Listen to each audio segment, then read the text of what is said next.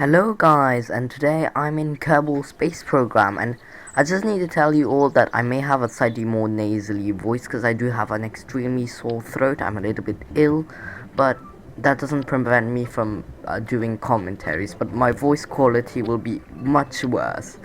And as you can see, I am currently building an aircraft, and that's because we're going to Laythe. We're gonna send an aircraft with a rocket to Laythe. Now I just need to tell you, disclaimer, this aircraft is extremely flawed, and you guys will know later why it's extremely flawed. So if you want to know why it's extremely flawed, then you better wait a little bit, and you will see all of the twists and turns and all of the flaws that this aircraft has. This mission in general is extremely flawed. So, but I still got plenty of science, but yeah. So yeah, we're going to Laythe, we're going to the Joule system. Because I was like, yeah, you know what, that's gonna be quite cool, going to the Joule system. And I'm now testing out different wing designs. At first I wanted to go for this, but then I realized it sort of looked ugly.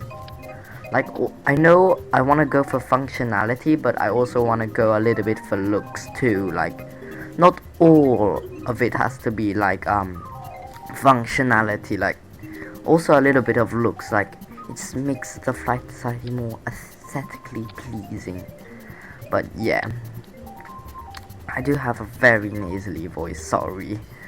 And there we go, that's the wing design I went with, and it may seem obnoxiously big wing. The wing may seem obnoxiously big, and that's just because I made it smaller later. This is just the first bit.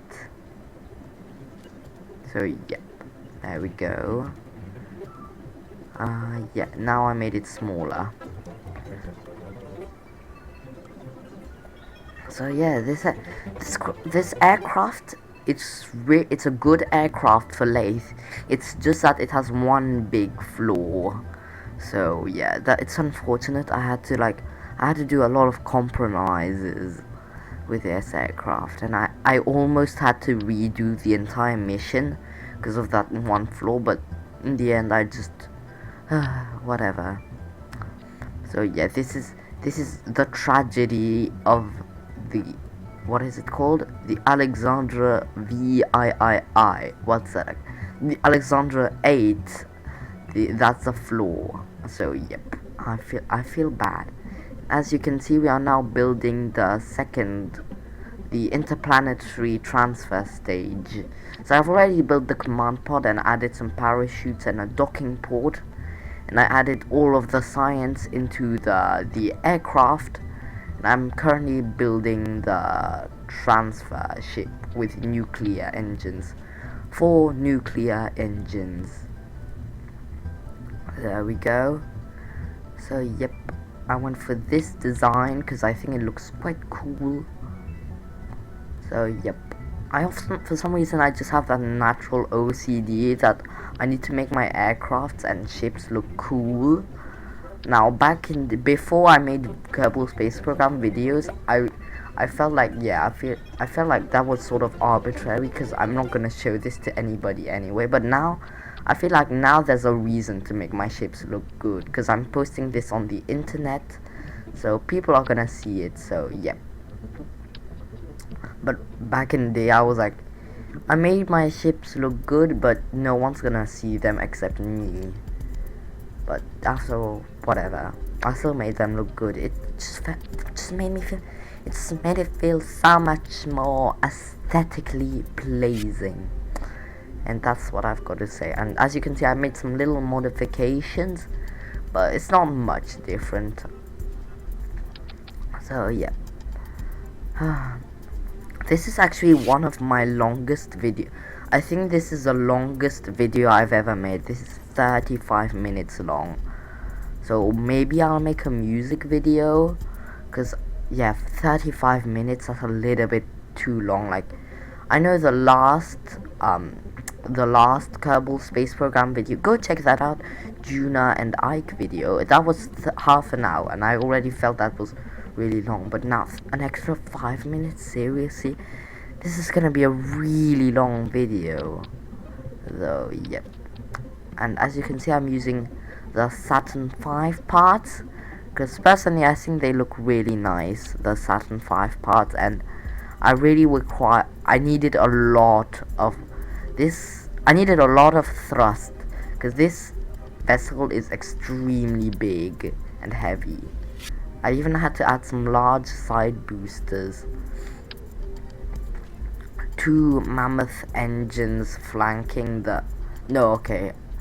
Not 2 mammoths. 2, I think it's called the Big Bull or something like that. I think it's a Big Bull, which are still massive. And here we are, it's time to launch. Are we going? Here we go, and there are some engine sounds, and enjoy the engine sounds whilst it lasts, because that will be the only time you'll ever hear the engines. Oh, there's another moment where you'll hear the engine sounds, but right now it's one of the few moments with engine sounds, because I still don't have a fix for that weird like engine sound issue. Like ever since KSP 1.12, engine sounds have just disappeared after time warp, and I don't have a fix for that. I've literally searched everywhere. I've searched on every single subreddit, and I can't find an answer. So yeah, so enjoy it whilst it lasts. And I'm playing this real time, just so that the engine sounds don't get distorted. But I will speed that up later. There we go. I'm now speeding everything up, because it was getting a little bit boring at one point. So here we are. I'm playing the majority of the footage in this video is played at 5 times speed, but there are some moments.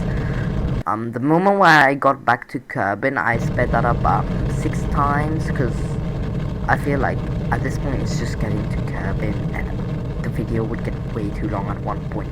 And there are also there's a moment where I sped it up 8 times. And yeah, so I sped up a lot of footage, and I cut out an extreme amount of footage. I cut out all of the footage of me time warping, and I cut out all of the parts of me time warping and finding transfer maneuvers, and there we go. Glitched out a little bit, but worked out. And whilst you're here, don't forget to like, subscribe, and hit the notification bell to see more mayhem in Kerbal Space Program. So here we are. I launched that dual transfer window. Well, I cut out the moment of me time warping to a dual transfer window. I use the stock Kerbal alarm clock. Like you can see, like on the top right, there's a little top right, there's a little alarm clock. And I'm sorry, during the entirety of the flight I forgot to turn on the resources tabs, because I'm just so used to forgetting. So yeah, and I'm doing this in 2 burns, because our thrust to weight ratio is extremely poor. So we're gonna have to do it in 2 burns of the transfer to Joule. And 2 burns, and here we are, the second burn to Joule. Instantly got a Joule encounter. Getting Joule encounters is very easy. But there we go. I'm just time warping to the maneuver node, and here we go. So as I said, what is a Joule transfer window? Whilst I'm doing the burn, let me find out on the internet what a Joule transfer window is.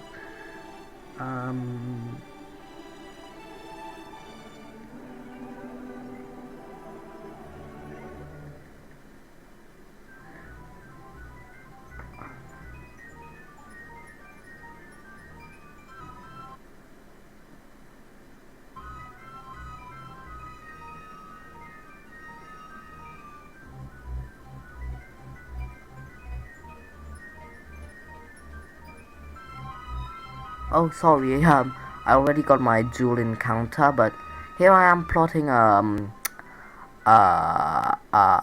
Tylo gravity assist to get ourselves captured for virtually free. Okay, I guess for 200 kilometers. 200 kilometers a second, that would be insane. I meant 200 meters per second of delta V, which is much less than if we had to than if we did something more conventional retrograde burn. But I'm still searching.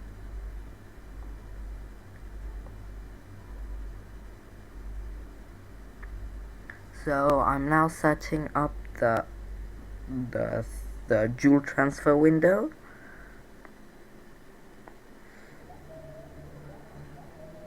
A Joule transfer window is if you drew a line from Kerbin to the Sun to Joule, it should make an angle of 96.58 degrees. So that's an optimal Joule encounter. So basically about 90 or 100 degrees. So basically Kerbin would be on a clock. Kerbin would be at the 3 and Joule would be at 12. So think of it like that. But of course nowadays you can use the stock alarm clock. It would be much easier. And as you can see, I got my encounter here. I mean encounter. Oh my god, I'm so sick. I shouldn't be doing commentaries, but I'm doing this to please you guys. So there we go. I got my Tylo gravity assist. So yeah, that shows the dedication I go through for making these videos. That's why you guys need to subscribe. I'm really spending time and mental power. I'm using so much of my mental energy making these videos for you guys. So you should really give a like and subscribe. So yeah, and here we go. We've got a Laythe encounter, but I ended up doing more. I ended up doing more gravity assists because I came much too fast in Laythe. So yeah. So here we are. Oh my god, that was a really strong breath. So I'm now just tweaking my gravity assist so that I can get a much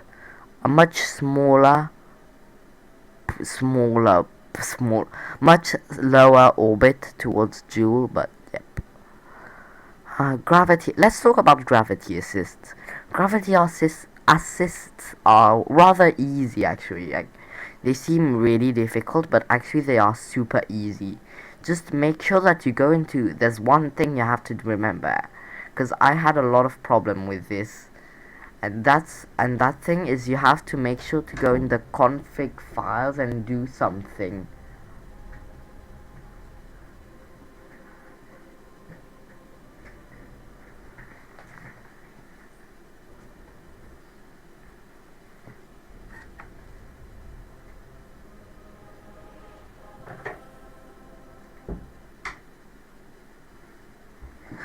Sorry, I just had like a call and I forgot to pause the commentary.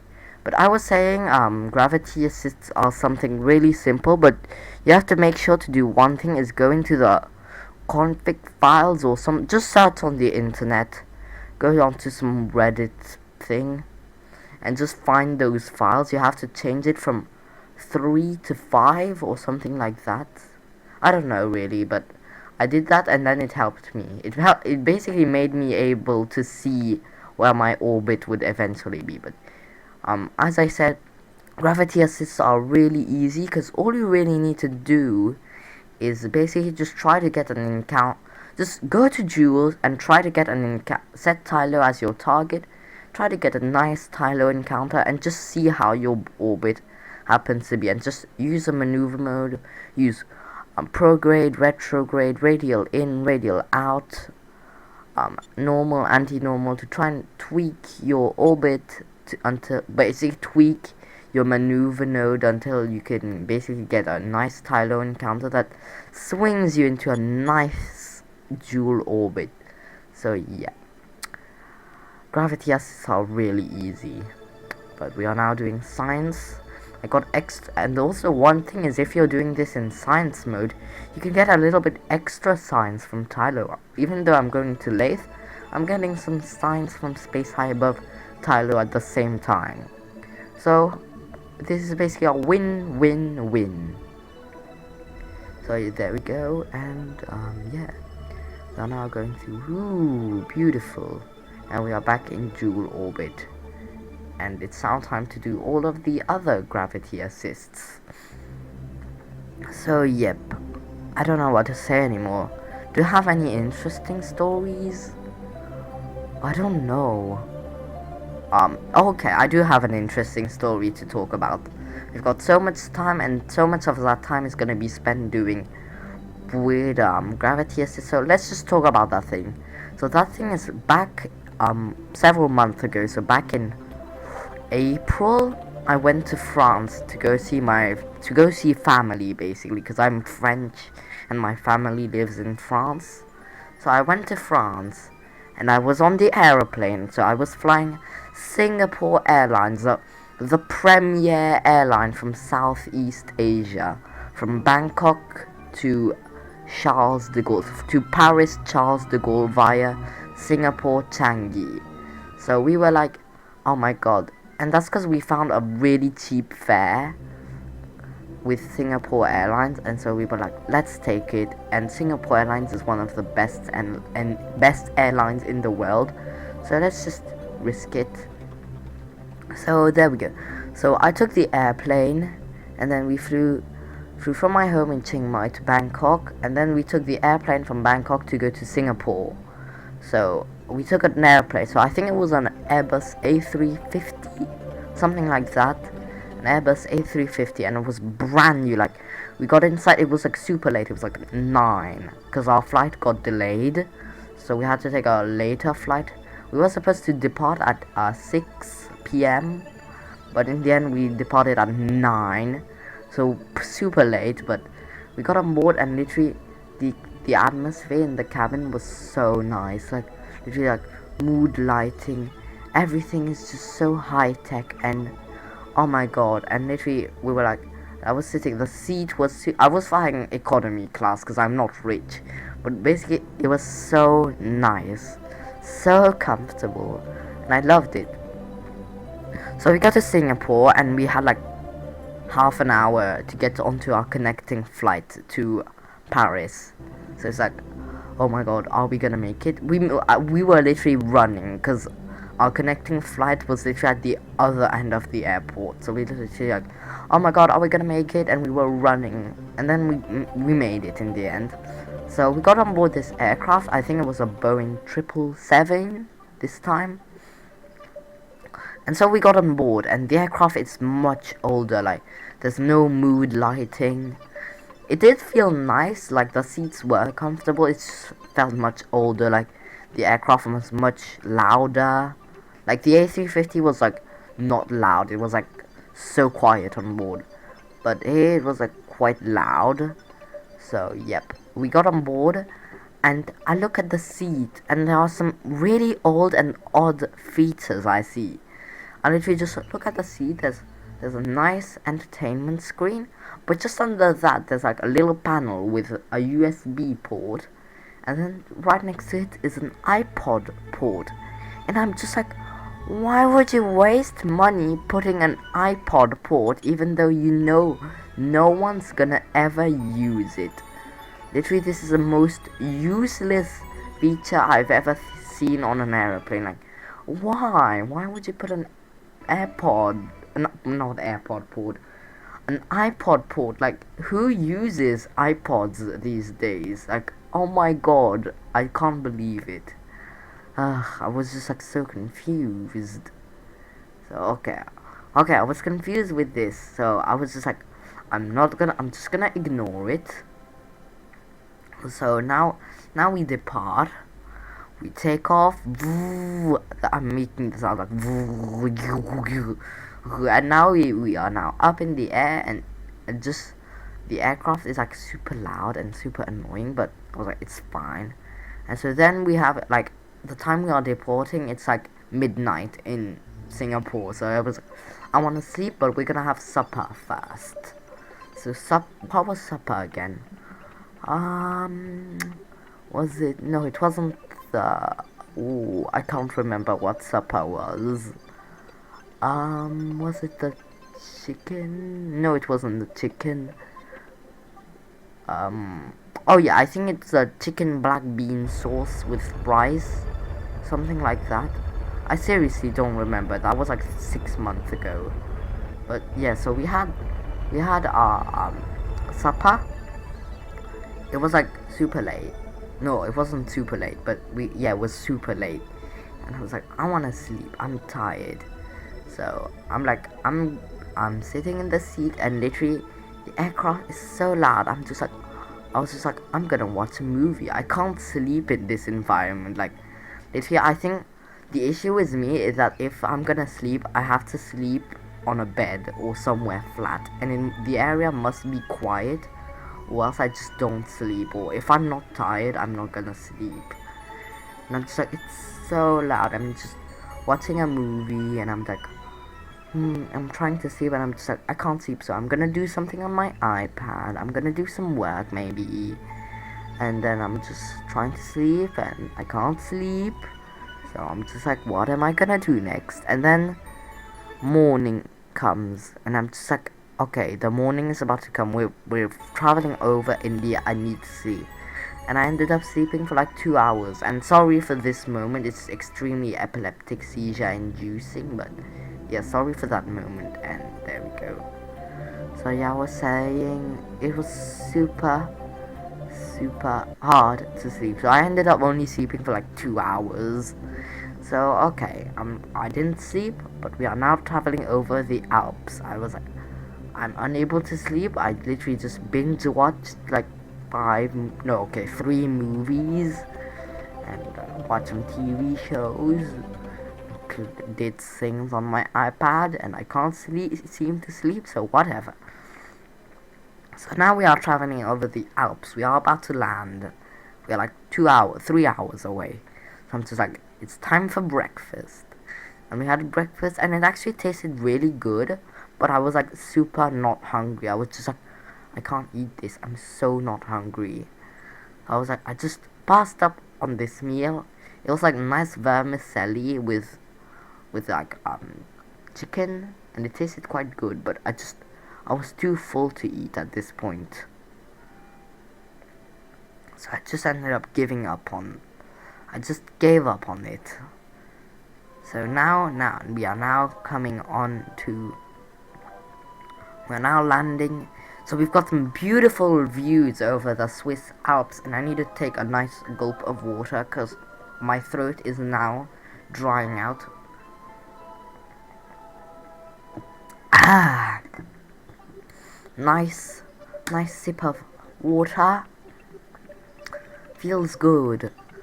And so yeah, we are passing over the Alps and beautiful views, and I'm just, oh, this is so beautiful. This is like heaven. It would only have been better if I could sleep, but I couldn't, so I could barely even sleep. So okay, we are now cruising down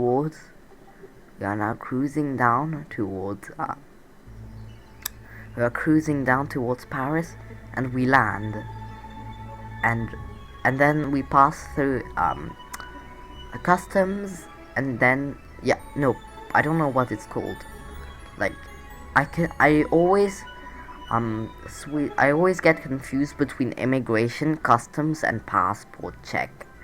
So I don't know what it is. Like, you know, when you arrive from an international destination, like you go to Bangkok and you depart from Bangkok and you arrive in China. Imagine you arrive in China and then you have to pass through like something. You have to pass through a passport check to make sure you have the right visa and everything. But yeah, as I was saying, so we pass through, and then after that we get our bags, and then we find and literally, like, I think the worst thing was that we had to take a train to get to the main terminal. We had to take like a shuttle, but the shuttle was so crowded. It was the worst place in my life. Literally, it was so crowded. Like, we were literally like almost, we could literally be kissing each other. We were so close to each other. And I was just like, I'm feeling really uncomfortable right now. this is not a nice place, but I'm still gonna live with it. So yeah. So I'm just like, oh my god. So I'm just like, I need to live with it. And so we get to the terminal, we get our bags, and then finally I find my grandparents. And then we take the road. So by this point I hadn't slept for like 24 hours, or yeah, for several hours. I was like really tired. I got on the car and we went out on the trip to my grandparents' home, which was La Rochelle. And I was just like, and in the car I was just like, I literally just knocked out, literally just, oh, I just went to sleep. Like literally I was so tired. I just slept for like the rest of the entire journey, and then I arrived and I was like, oh my, and then I just woke up and then I'm like, wait, we already here? And I was just like, oh my god, that was quick. Yeah, so I was really confused, like, oh my god. Oh, so yep, I was just so confused. But yeah, and I arrived and I found my favorite cat. I found Eden. It is again my grandparents' cat, and she is just so cute. So I think that's gonna be it for story time with me, with Alex, because I think I've talked enough. I've talked about the journey to France. I think tomorrow's video is probably gonna about when I was in France, and the episode after is gonna be the trip back from France. So yeah, subscribe to find out the rest of the story. Isn't that just amazing plug? So yep, so we are now coming down towards Laythe, and we're gonna do an aero brake, but not a complete aero brake. I'm gonna first of all burn until we have an elliptical orbit, and then I'm gonna do the aero capture, because I'm scared that with the aero capture I wasn't gonna make it into an orbit. So I was just like, I'm not taking risks. I'm just gonna use a little bit of engine burning to get my what was it called again, my apoapsis somewhere, to have an elliptical orbit, and then I'm gonna do an aero brake. Now I did many aero brakes, but I didn't show all of them because it would have been really boring. And here we are at 69 kilometers above sea level. Yeah, there's nothing wrong about 69. Don't think about it too much. So here we are now. Now this is sped up 8 times, and that's when you will find out the floor. So we are now coming down towards we're about to land on Laythe. So I'm just pointing prograde. Well, I'm just pointing a little bit above prograde. I can't really do more than prograde really, so whatever. So we are now coming down. Ooh, I've put my landing gear down, and here we go. I'm gonna use a little bit of engine burning because yeah, things didn't work very well, especially for the landing. Everything just didn't work. Like, this is probably my 5th attempt because I kept having like issues.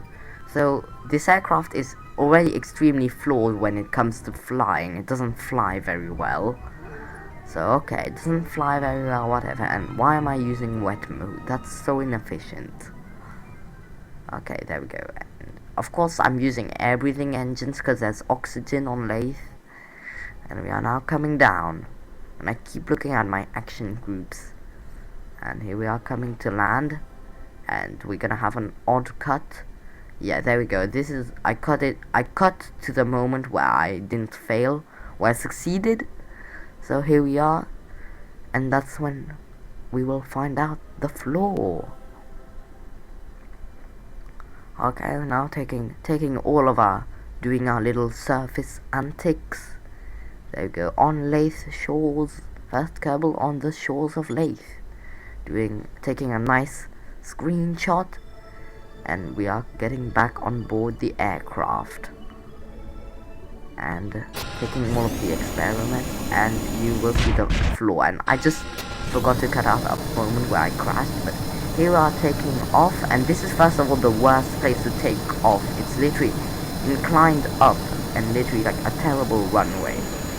And we are now taking off, moving on to the engine, and unfortunately this aircraft can't get to orbit. I'm looking at my liquid fuel. I'm like, I've got enough liquid fuel, but for some reason I'm just my delta V is decreasing, even though I've got enough fuel. I've got more than enough liquid fuel. Why is the delta V decreasing? And that's because I don't have enough oxidizer. And that's when I cried, and I was just like, I don't care anymore. I'm just gonna get back to Kerbin. I've got enough delta V. I've got enough science. So I'm just getting back to Kerbin. I don't care anymore. So just remember, if you're gonna make this aircraft, just replace those liquid fuel only tanks for liquid fuel and oxidizer, because I just didn't have enough oxidizer. I was mentally dead after that. I was literally like emotionally damaged. I was so sad. So yeah, sad things happen in life, but we need to move away from these sad things and move on to new things. And whilst you're here, go check out my Minecraft series. It's been doing not very well, so if you could support that series, the Minecraft Let's Play series, it would be really nice, as for some reason it's been doing not very well. So yeah, go support that. And as you can see, I'm doing a retrograde burn at my ascending node until we get a nice, no, at my periapsis until we get a nice Kerbin encounter. So that's how you do that's how you get a easy Kerbin encounter without being at a Kerbin transfer window.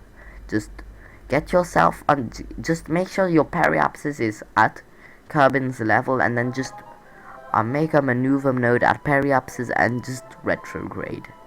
So yes.